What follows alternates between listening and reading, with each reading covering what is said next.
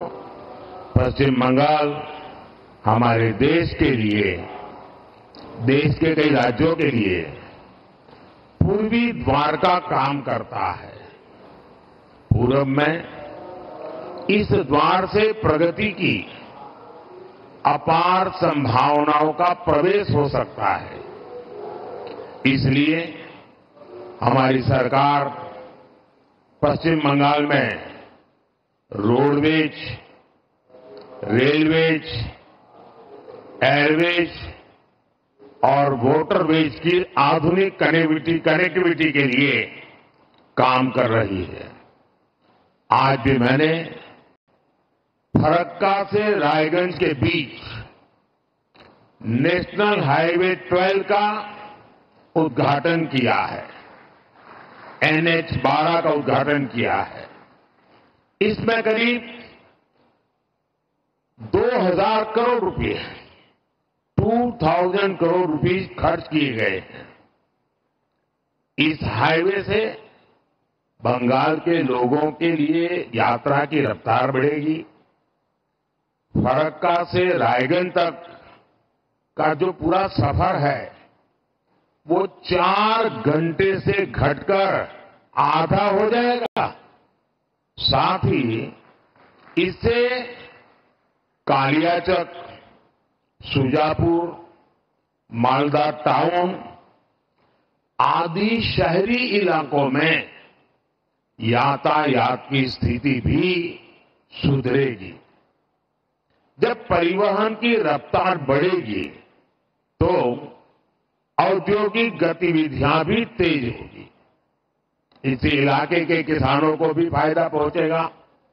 साथियों, इंफ्रास्ट्रक्चर के दृष्टिकोण से रेल पश्चिम बंगाल के गौरवशाली इतिहास का हिस्सा है, लेकिन इतिहास की जो बढ़त बंगाल को हासिल थी, आजादी के बाद उसे सही ढंग से आगे नहीं बढ़ाया गया।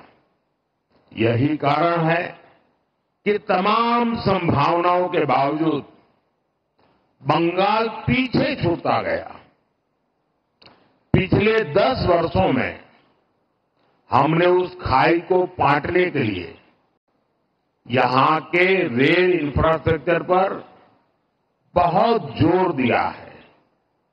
आज हमारी सरकार बंगाल के रेल इंफ्रास्ट्रक्चर के लिए पहले के मुकाबले 2 गुने से भी ज्यादा रुपए खर्च कर रही है।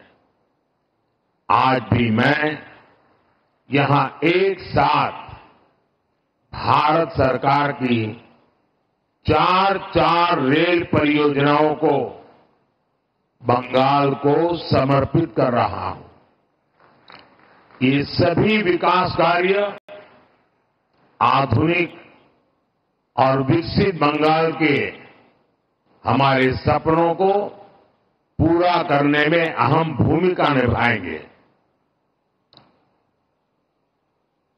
मैं इस समारोह में और अधिक आपका समय लेना नहीं चाहता हूं, क्योंकि बाहर 10 मिनट की दूरी पर ही विशाल मात्रा में बंगाल की जनता जनार्दन इस कार्यक्रम में शरीक होने के लिए बैठी हुई है। वो मेरा इंतजार कर रही है और मैं भी वहां खुले मन से जम करके बहुत कुछ कहना भी चाहता हूं और इसलिए अच्छा होगा कि मैं सारी बातें वहीं पर बताऊं। यहां के लिए बस इतना काफी है। एक बार फिर आप सभी को इन परियोजनाओं के लिए बहुत बहुत बधाई देता हूं। धन्यवाद जी।